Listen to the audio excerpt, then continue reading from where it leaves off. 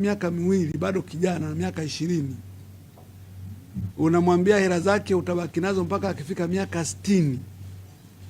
Ina maana wewe mapenzi yako kwake yanaanza akiwa mzee. Akiwa kijana huna mapenzi naye, kwa sababu huyu ameacha kazi au amefukuzwa kazi.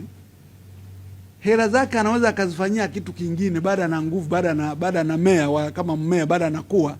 Sasa wewe unang'ang'ania hizo hela, ukifika miaka 60 wakati ameishiwa nguvu ndio nampa. Lakini jambo jingine ni kwamba hizi hela sio kwamba labda akifika 60 unaanza kumpatia kila mwezi monthly pension. Hapana.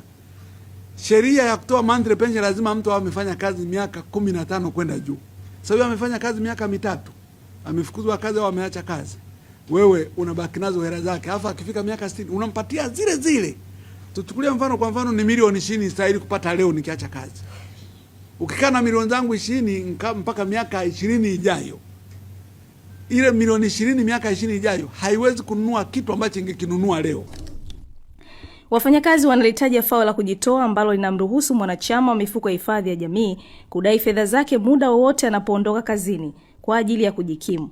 Na hivyo kuondolewa kwake kutaondoa dhana ya mifuko hii ya hifadhi ya jamii ambayo ilianzishwa kwa lengo la kumsaidia mwananchi kuendeleza maisha yake hata kama hayuko kazini. Kwa maana yake ni kwamba tunaandaa watu ambao hawatakuwa na faida yoyote na mifuko hii au fedha zao ambazo zinawekwa kama mafao. Tunaondoka pia katika ile dhana nzima ya kuwa na mifuko hii ya kijamii.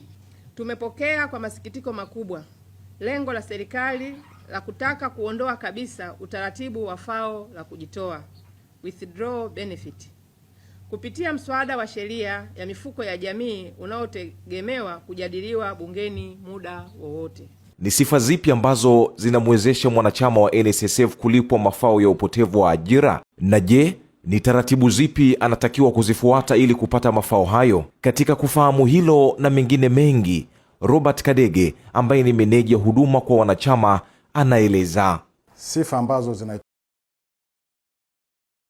kwa mwanachama ambaye amepoteza ajira. Sifa ya kwanza, anatakiwa awe amepoteza ajira na sio kuwa ameacha kazi mwenyewe.